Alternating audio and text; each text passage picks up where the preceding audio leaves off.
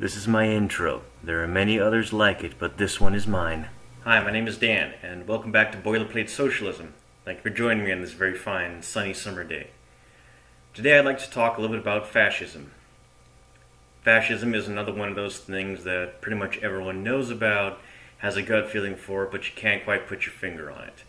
I'm sure everybody has seen Indiana Jones punch a Nazi, everyone's played Wolfenstein, you know the imagery about it. We all know about Imperial Japan, Fascist Italy, or Nazi Germany, and to a lesser extent Franco Spain and the fascist dictatorship in Portugal. Technically speaking, each one of these countries had very different systems of government, very different ideologies, but they're all speaking fascist. The reason for this is that fascism doesn't really trace itself back to any kind of central doctrine like Marxism does. There are no real fascist thinkers because it's really not that sophisticated.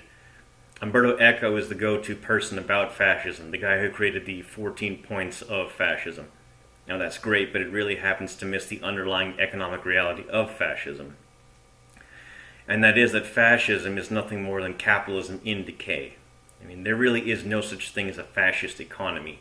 It's just a capitalist economy that's done away with the pretenses of liberal democracy.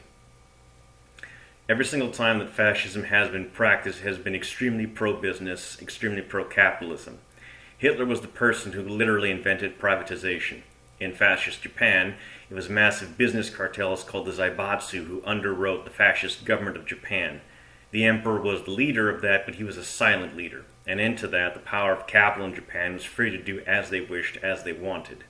Same with fascist Italy. Benito Mussolini was a guy who cracked down on labor unions, the rising communist movement in Italy, and often cracked down on the smaller farmers or farm workers who were trying to organize. And he did it with the money and the help from British M16 intelligence. The thing I wanted to bring this up is the fact that there have been some people on the internet who have floated the idea of making alliance with fascists. Please never do that. I would ask you to please remember the story of the scorpion and the frog. The scorpion can only do as its nature dictates. And the thing with fascists is that it's not that we have to be nice to them and they'll change. It's that these people are following their material conditions. Fascists, as a rule, tend to be very sort of independently wealthy or people who own their own business. They're small business owners or people who had quite a bit of money. Traditionally, in places like Nazi Germany, their biggest supporters were not working class people. They were not the people working day in and day out. They were the small shopkeepers. They were the people who employed others. But they were the ones left behind by globalization and by capitalism. So as a result, they were hired out basically as mercenaries to do the bidding of the capitalist state. Pretty much in each of these cases, they were brought about to stop the rising influence of communists and socialists. So when it comes to fascism, they're not just misguided people who've gone astray. They're people who know where their bread is buttered. They're usually being paid rather handsomely, directly or indirectly, to oppose labor unions, to oppose communists, to oppose indigenous rights, to oppose women's rights.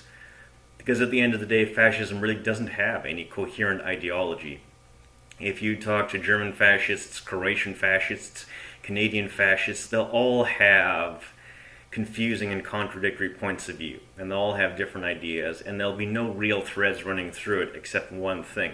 They're all very pro-business.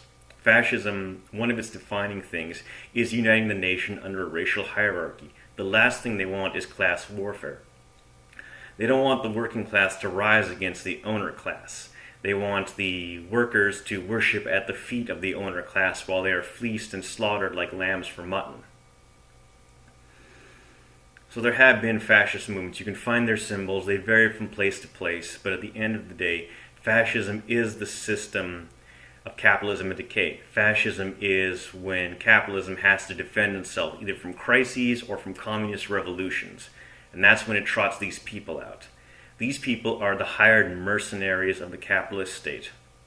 It gives them purpose. It gives them a sense that they're changing the world. And unlike environmentalists, labor unionists, or indigenous people, the police will basically treat them with kid gloves. So they have the tacit approval of the state, and sometimes the explicit approval of the state.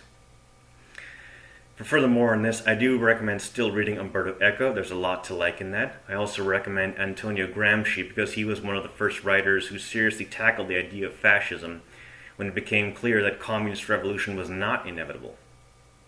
So with that, I want to thank you for joining me today. It's been great having you. If you have any questions, please ask me in the comments. I'll be as friendly and forthcoming as I can. Remember, I always welcome polite discussion. Remember to like and subscribe, hit the bell button to get notifications, and thank you and have a fantastic day.